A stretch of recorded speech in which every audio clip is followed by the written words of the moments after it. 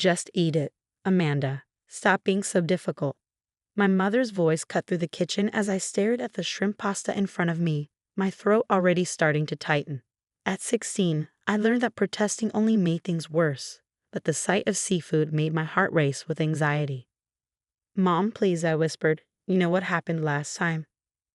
"Nothing happened last time except you being dramatic." She slammed her hand on the table, making the plates rattle. "Your father and I are tired of your attention-seeking behavior. These fake allergies, the constant complaints, it ends now." My name is Amanda, and for as long as I can remember, my parents have refused to believe I have severe food allergies. Every reaction was dismissed as acting out, every medical concern labeled as teenage rebellion. But my body knew the truth, even if they denied it. The pattern started when I was young. A peanut butter sandwich that left me gasping, dismissed as a tantrum.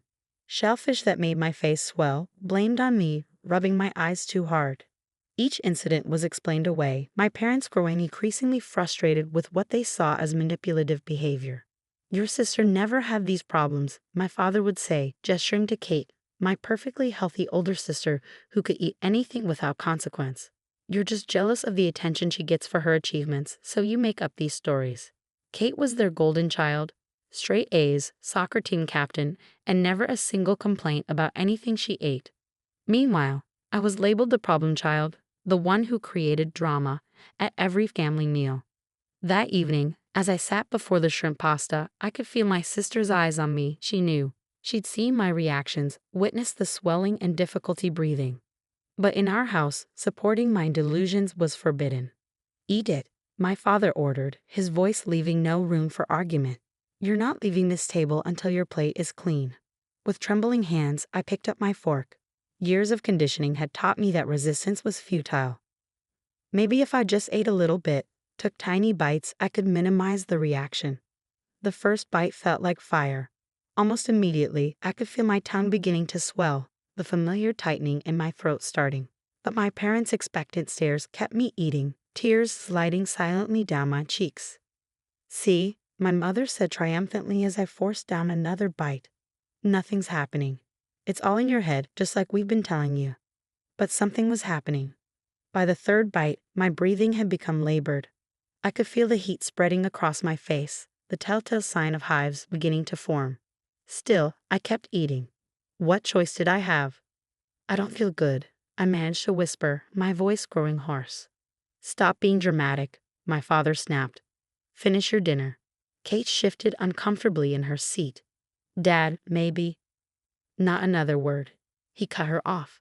"We're not encouraging this behavior anymore." I made it halfway through the plate before the room started spinning. My attempts to draw breath became increasingly desperate, each inhale a struggle against my closing throat. The fork clattered from my shaking hand. "I need help," I gasped, but my parents had already started clearing the table, deliberately ignoring my distress. "Go to your room if you're going to act this way," my mother said coldly. "We're done entertaining these theatrics." I stumbled up the stairs, barely making it to my bedroom before my legs gave out. Through blurry vision, I could see my face in the mirror, swollen, covered in angry red hives, my lips taking on a bluish tinge. This was bad, worse than previous reactions. Using the last of my strength, I grabbed my phone and sent a text to the only person I thought might help, Mrs. Wilson, the school nurse who had always looked at me with concern when I refused cafeteria food. "Can't breathe. Parents won't help.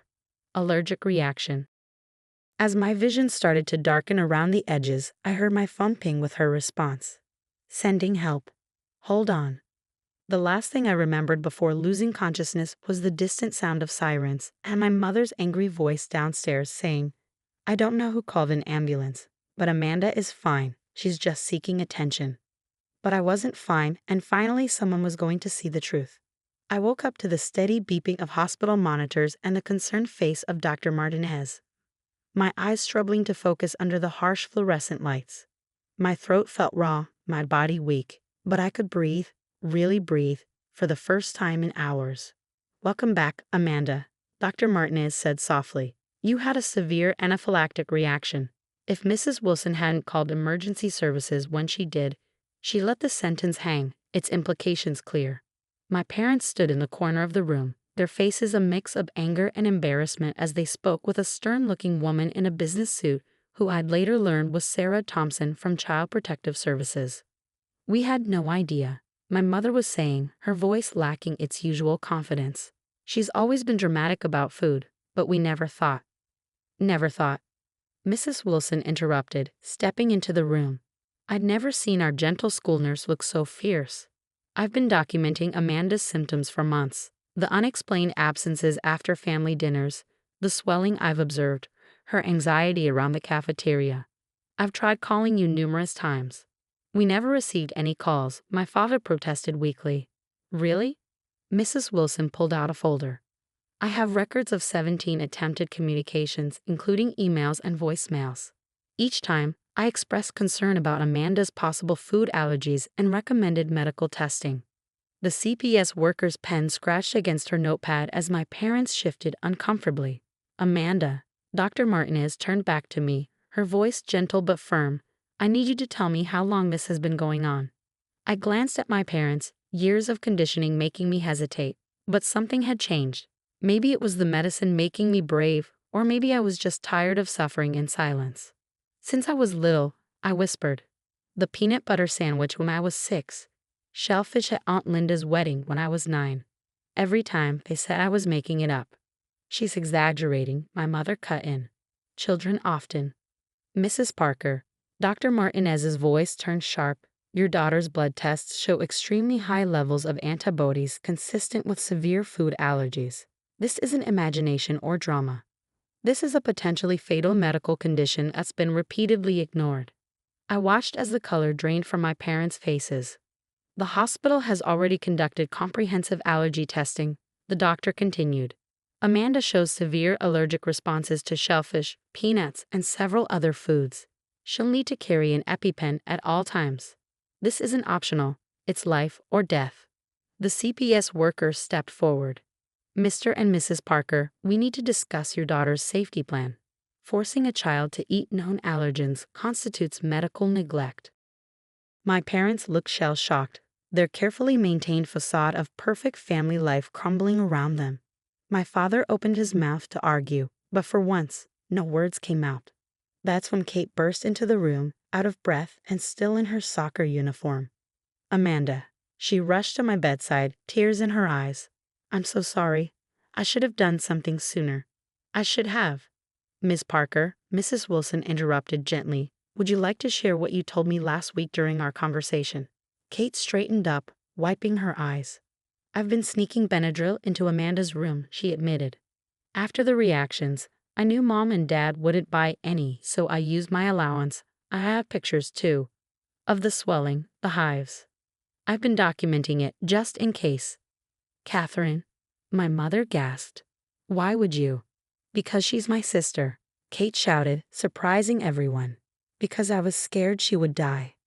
Because every time you forced her to eat something that made her sick, I had to listen to her struggling to breathe through our shared wall.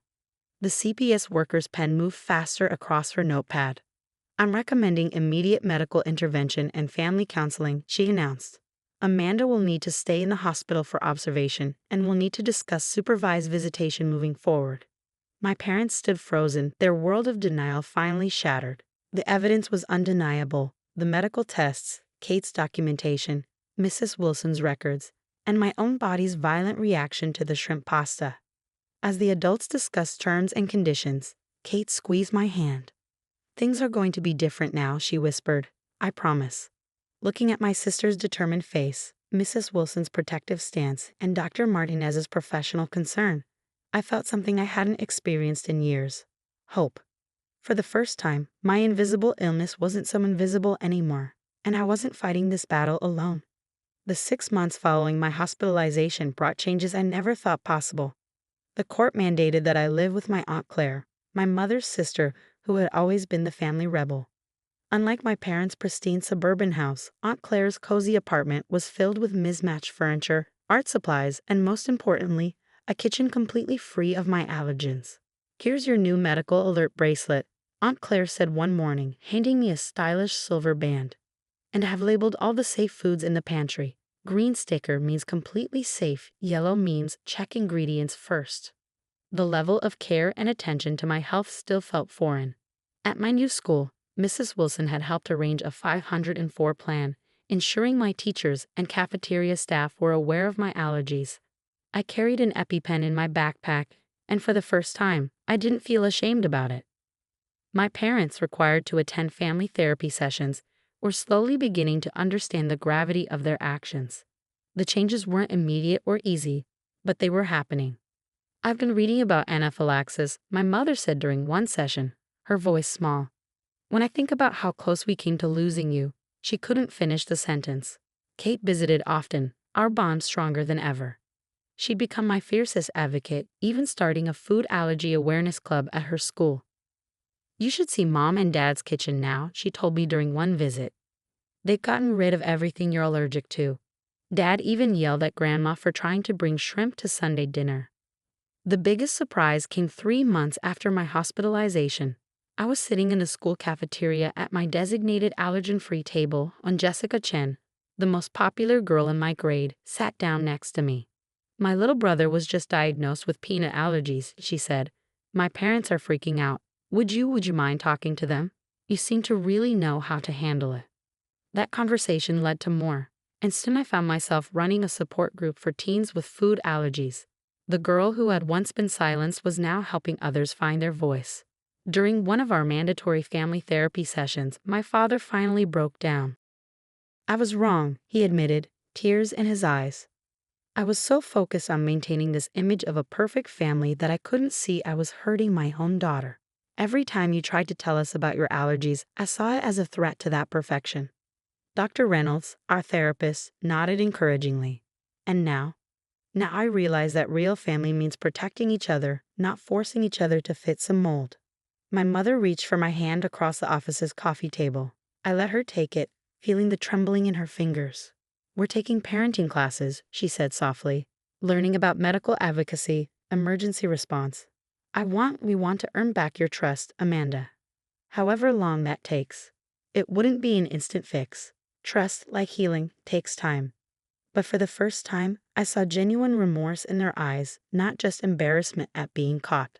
1 year after the shrimp pasta incident, I stood in front of an auditorium full of parents and educators, sharing my story at a district-wide health awareness event. Mrs. Wilson sat in the front row, beaming proudly. Aunt Claire was filming everything, probably for her blog about guardian advocacy. Even my parents were there, sitting quietly in the middle section. "Food allergies aren't a choice or a bid for attention," I said into the microphone, my voice strong and clear. "They're a medical condition that requires understanding, support, and immediate response. But with proper management and a strong support system, they don't have to limit anyone's life." After the presentation, a young girl approached me with her parents. "I'm scared to tell my friends about my allergies," she whispered. "They might think I'm weird." I knelt down to her level, showing her my medical alert bracelet. "Being different isn't weird," I told her. "It's just part of who you are, and the right people will help keep you safe." Looking up, I saw my family watching. Aunt Claire with her proud smile, Kate giving me a thumbs up, and my parents, still learning but trying their best to make amends. Later that night, as Aunt Claire and I were making dinner in our allergen-free kitchen, she asked if I ever thought about moving back home. "Mom and Dad have made a lot of changes," I acknowledged, carefully checking the ingredient label on a new spice blend.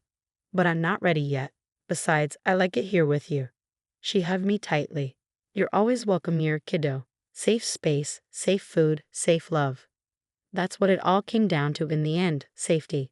Not just physical safety from allergens, but emotional safety to speak up, to set boundaries, to exist exactly as I am. My medical alert bracelet caught the kitchen light, sparkling like a reminder that I was no longer invisible, no longer silenced. I was finally breathing free,